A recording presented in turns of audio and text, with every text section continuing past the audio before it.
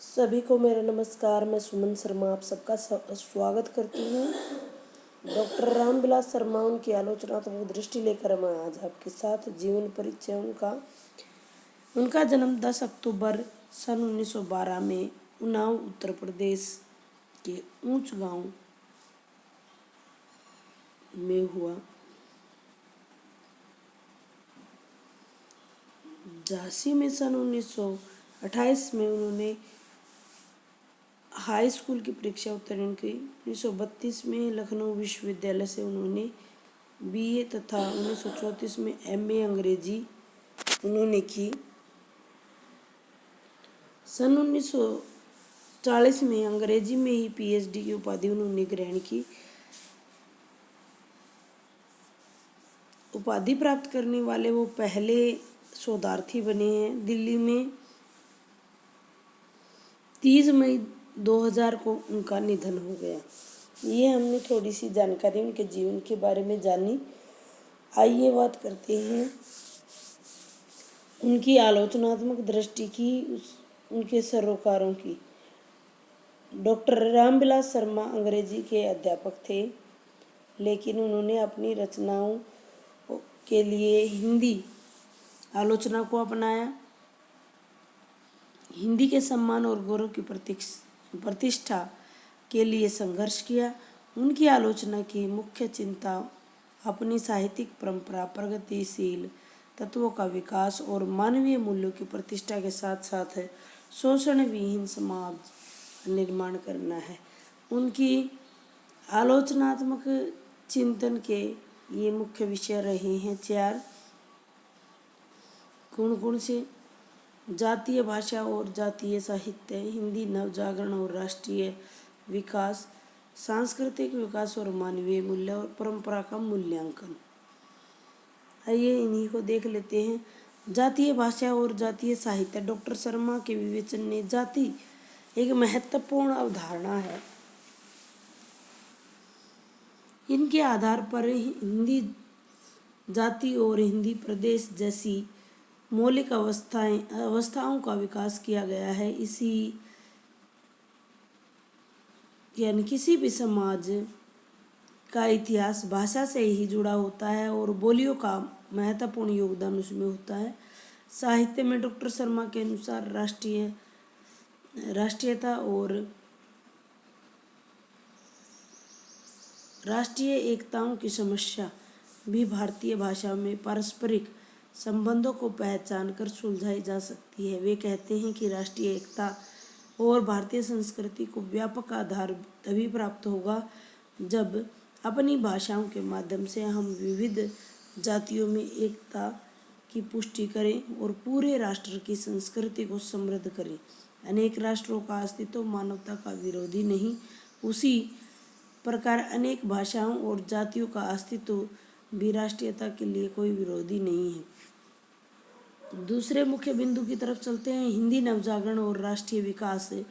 आधुनिक हिंदी साहित्य के उद्भव और विकास को समझने के लिए हिंदी नवजागरण की विशेषता तथा भारत में राष्ट्रीय नवजागरण के साथ साथ उसके संबंधों को भी समझना बहुत ही ज़्यादा आवश्यक है। जातीय भाषा के रूप में हिंदी के विकास का घनिष्ठ संबंध हिंदी नवजागरण से है। जब जातियों का गठन हुआ और बोलचाल की भाषाओं में साहित्य की रचना होने लगी, तभी नवजागरण की शुरुआत होती है। नवजागरण के 2 स्तर हैं या दौर कह सकते हैं हम। पहला दौर जातीय भाषा के रूप में हिंदी का विकास तथा भक्तिकालीन साहित्य में अभिव्यक्त सामंत विरोधी चेतना का विकास। दूसरा दौर स्वाधीनता को समग्र से शुरू हुआ है, जो आगे बढ़ते हुए भारतेंदु द्विवेदी छायावाद के रूप में 4 चरणों में पूरा हुआ है। 13वीं से 14वीं शताब्दी में अमीर खुसरो की खालिक बारी खड़ी बोली की रचनाओं में हिंदी का आरंभ हुआ। भक्ति काल में कबीर, सूर, तुलसी की रचनाओं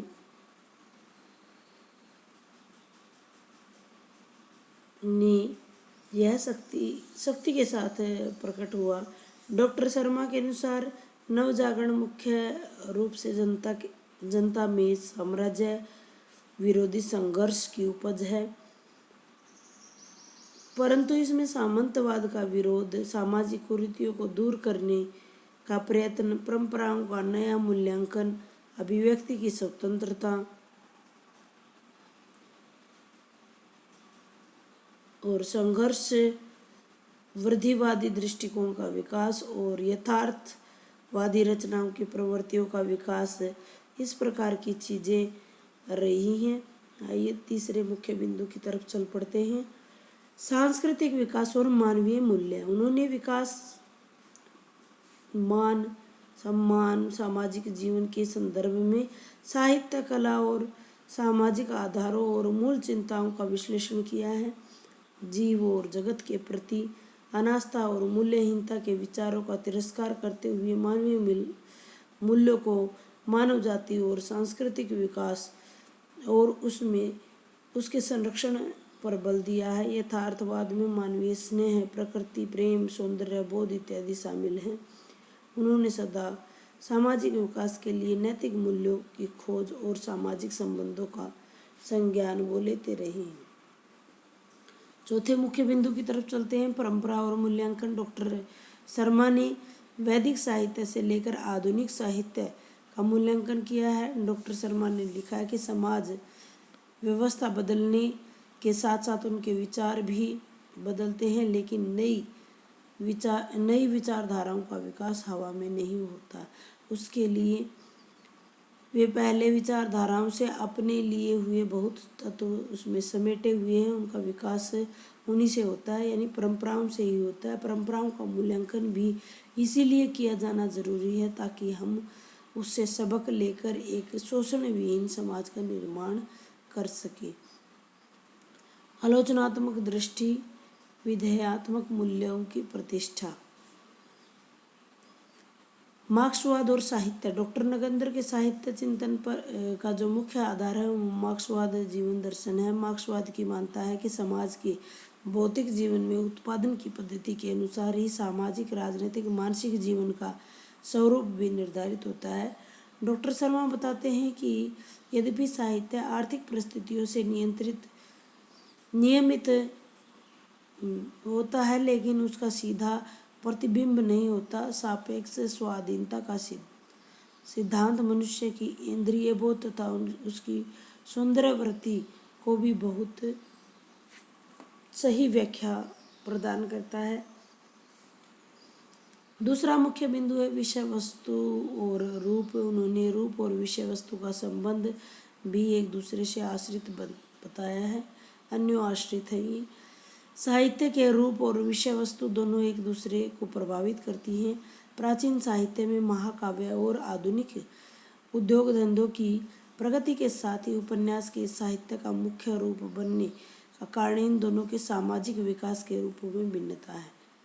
तीसरे मुख्य बिंदु की तरफ चलते साहित्य में शाश्वत और सत्य व समसामयिकता। डॉक्टर रामविलास शर्मा साहित्य में शाश्वत एवं स्थायी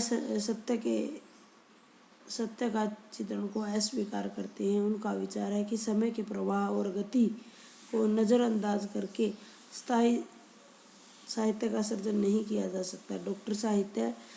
डॉक्टर शर्मा ने बताया है कि समसामयिक संघर्ष में आधुनिक साहित्य जितना ही तपेगा उतना रंग उतना ही उसका निखरेगा। संघर्ष से दूर रहकर यदि लेखक सोने की से भी काल्पनिक सपनों के गीत लिखेगा तो उसकी कलम और साहित्य का मूल्य दोनों ही ज़्यादा नहीं होंगे। साहित्य के उद्देश्य की बात करते हैं। डॉक्टर रामविलास शर्मा के अनुसार साहित्य का मूल जो उद्देश्य है शोषण मुक्त समाज की स्थापना की दिशा में सामाजिक विकास को गति प्रदान करना है। प्रगतिशील साहित्य से मतलब उस साहित्य से है जो साहित्य को आगे यानी समाज को आगे बढ़ाता है और मनुष्य के विकास में सहायक होता है। अब इनकी व्यवहारिक आलोचना की मुख्य चीज़ें देख लेते हैं।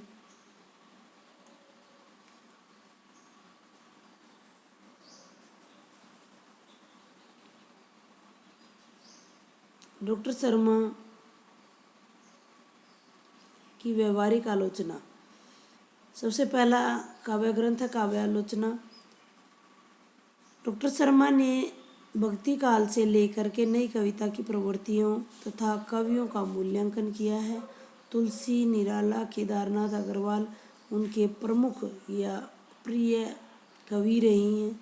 उनकी काव्यालोचना के विभिन्न रूपों का उन्होंने विवेचन किया है, जैसे भक्ति काव्य। भक्ति आंदोलन में उन्होंने लोक जागरण कहा है और लोक जागरण से हमारी चेतना और जातीय संस्कृति को बल मिलता है। सामंती व्यवस्था का विरोध भक्ति काव्य में मुख्य प्रवृत्ति रही है। तुलसी की दृष्टि जीवन को सुखी तथा सार्थक बनाने वाली लोक मुख दृष्टि है। भारतेंदु नवचेतना का काव्य। उन्होंने इस युग में कविता में मौजूद राष्ट्रीय चेतना तथा जन जागृति को रेखांकित किया है और सामाजिक असंगतियों को उजागर करने में कवियों का महत्वपूर्ण योगदान बताया है। यह साहित्य से जनता के लिए आदर्श और प्रेरणा का कार्य करते हैं। प्रयोगात्मक तथा उपयोगितावादी कविता, उसमें कलात्मक स्थिरता का अभाव है। डॉक्टर शर्मा के अनुसार इस युग में कविता अधिकतर समाजोन्मुख है। उनका भावबोध अक्सर उथला, विचार शक्ति क्षीण और भाषा कमजोर है, लेकिन उनका उपयोगितावादी लक्षण स्पष्ट है। इस काव्यधारा में भक्तिवादी भावोद्गार कम है और यह रहस्यवाद का विरोधी है। विद्रोह और पलायन का रोमांटिक काव्य। छायावाद हिंदी साहित्य में रोमांटिक धारा है। वह मूलतः रीतिकालीन परंपराओं की विरोधी है। यह एक मानववादी धारा है। इसका एक कमजोर पक्ष रहस्यवाद भी है। डॉक्टर शर्मा की थोथी नैतिकता, रूढ़िवाद और सामंती साम्राज्यवादी बंधनों के प्रति विद्रोह मानते हैं। क्रांतिकारियों का कवि निराला। निराला उनके प्रिय कवि हैं। उन्होंने अपनी आलोचनात्मक लेखन की शुरुआत निराला की कविताओं पर लेख लिखकर ही की। डॉक्टर शर्मा के अनुसार निराला की आस्था का आधार और कर्मों का लक्ष्य भारत है। उनके चिंतन में भारत और भारतीय एक दूसरे से भिन्न नहीं है। निराला की भक्ति, धार्मिक आस्था और वेदांत ज्ञान का आधार भी भारत ही है। निराला समाज में क्रांति लाना चाहते हैं। भाषा और साहित्य में भी उनका यही प्रयास रहा है। निराला की कला का संबंध उनके भावबोध और विचारधारा से है और निराला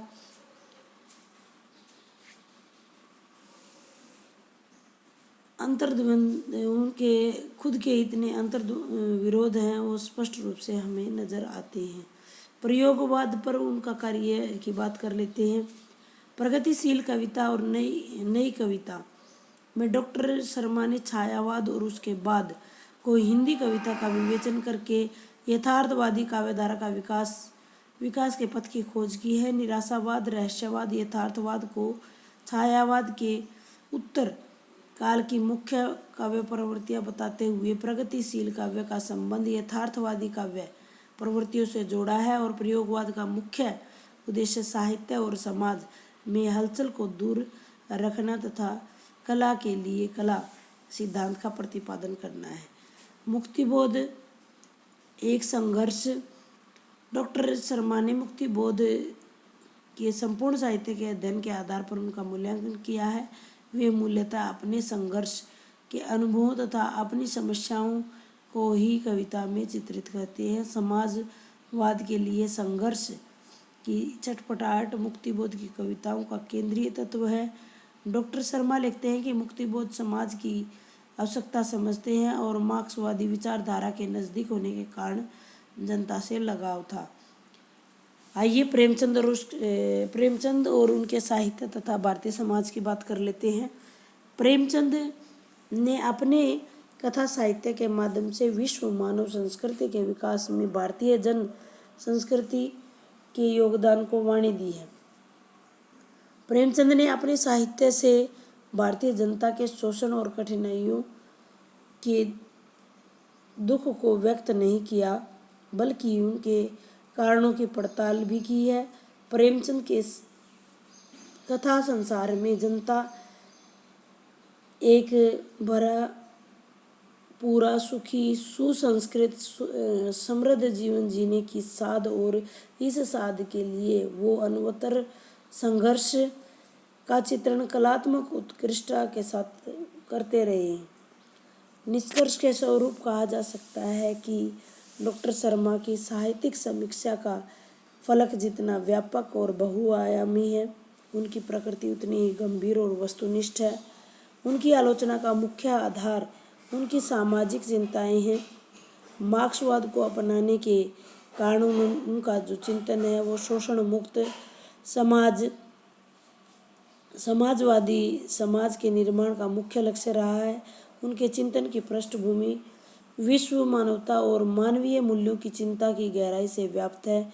इस प्रकार उन्होंने एक और तो जहाँ हिंदी के इतिहास को समझने के लिए स्पष्ट दृष्टि हमें दी है, दूसरी ओर साहित्य सर्जन और मूल्यांकन के आधार बताकर साहित्य की भावी दिशा की ओर अग्रसर हमें किया है।